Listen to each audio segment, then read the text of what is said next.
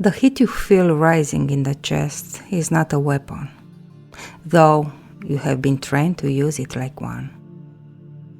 It is a sudden thickening of the air, a narrowing of the world until everything you are is compressed into a single point of conflict. You believe the roar is your power, and you believe the fire is your shield. But look closer. This heat is a cage. It is an expensive fuel that consumes the very vessel that carries it. When you strike out, you are not hitting an enemy. You are trying to punch a hole in your own shadow. To stand in your true authority, you must realize that the fire is not being thrown. It is being held in a clenched fist, while you wonder why the skin is blistering. Notice how the mind immediately reaches for a reason. It searches for a because. It looks for a target to blame for the internal weather. This is the oldest trap in the world. The moment you justify the heat, you hand the keys of your life to the person you claim to despise. You become a puppet, moved by the strings of an event that has already passed. The true master does not try to fix the situation to quiet the fire. They simply drop the importance. They recognize that the provocation is a thin veil, a test of their own gravity. When you stop giving the word the power to define how you feel, the storm finds nowhere to land. The fire dies, not because you fought it, but because you stopped feeding it the oxygen of your attention. Beneath the story, beneath the names, the faces, and the rights and wrongs, what is the actual sensation? It is a vibration, a jagged electrical current in your solar plexus, a pressure behind the eyes. Do not give it a name. To name it, it is to keep it alive. Simply be the space that contains it. And notice that the space is always larger than the heat. You are a vast silent hole, and the anger is a single screaming note. See, the note cannot harm the walls. The note cannot vibrate the foundation. Is the foundation that is made of silence, of infinite silence. So I invite you to stay in the center where the air is perfectly still.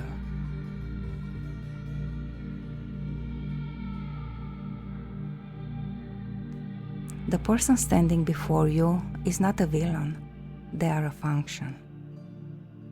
They are a mirror held up by the universe to show you where your own light is still blocked by a concept of how things should be.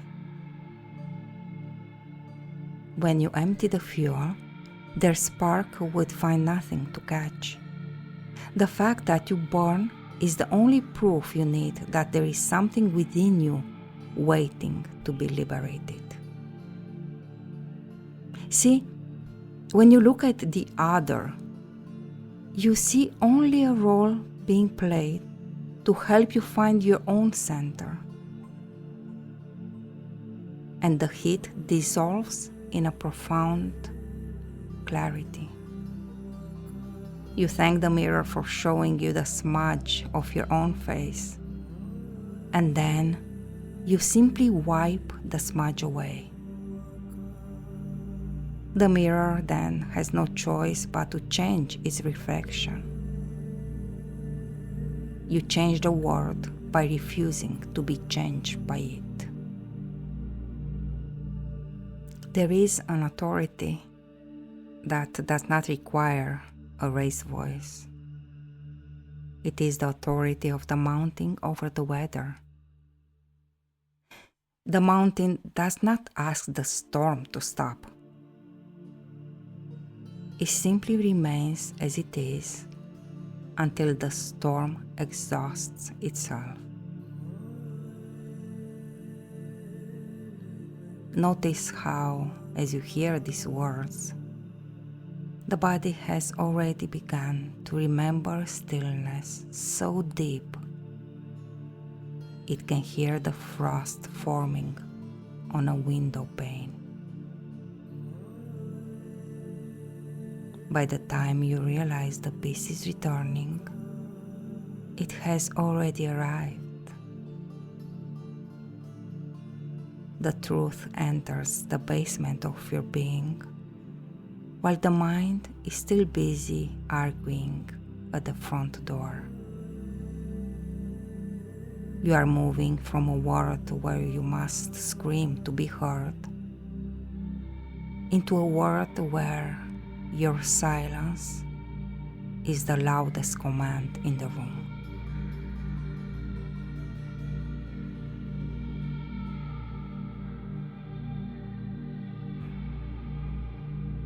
We arrive at the end of the fire.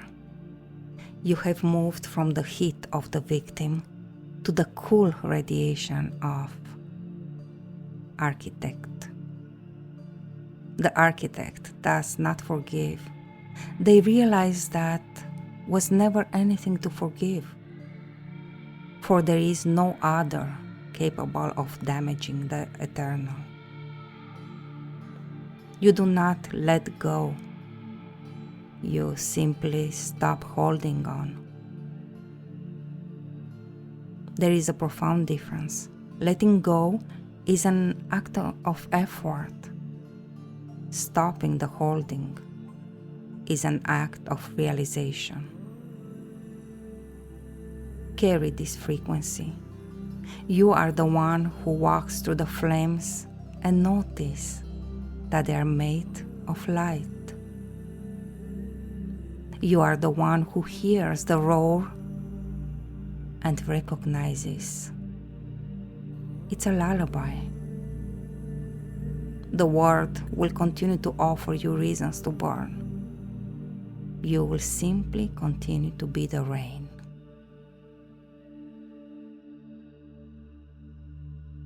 Behind every flicker of rage is a ghost you have refused to look at.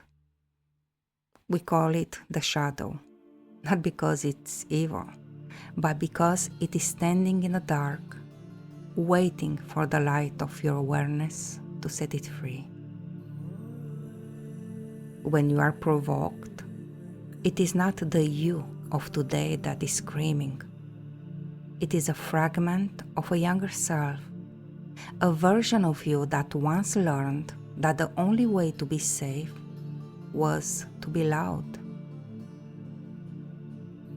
To dismantle the fire, you must turn your gaze inward and look at the one who is actually hurting. You will find that the anger is a bodyguard. It is a fierce, jagged shell wrapped around the soft, trembling center. Most people spend their life strengthening the shell. The path is to dissolve the shell entirely, so that the center is no longer a wound, but a sun. When you are no longer hiding anything from yourself, the world loses its ability to blackmail you with its insults. The world perceives reality as a series of solid objects crashing into one another. But the architect knows that the reality is mostly space. When an insult comes your way, it only lands because you have made yourself a solid target. You have identified with a name or a history. You have made yourself a wall, and so the stone hits you. Imagine instead becoming the vacuum. If you are nothing but a vast open space, where can the stone land? It passes through the center of your being and falls away into the infinite. You do not have to defend the vacuum. You do not have to protect the nothingness.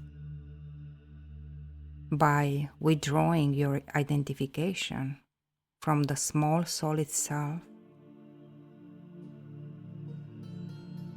you are becoming untouchable.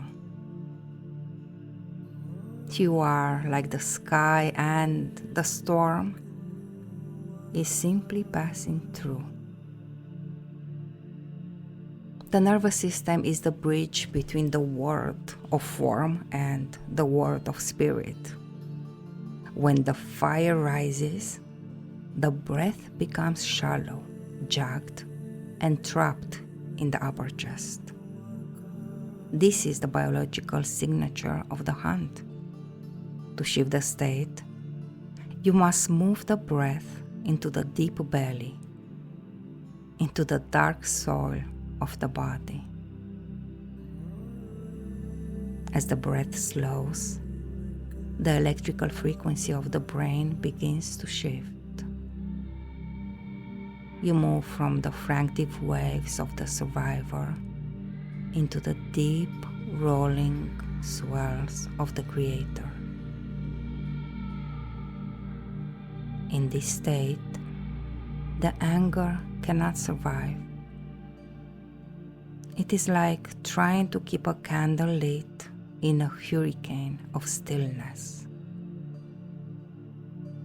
The more you breathe into the depths, the more the fire is starved of its tension. You are not relaxing. You are reclaiming the throne of your own biology. See, every grievance requires a narrative to survive. It needs a beginning, the insult, a middle, the justification, and an end, the revenge.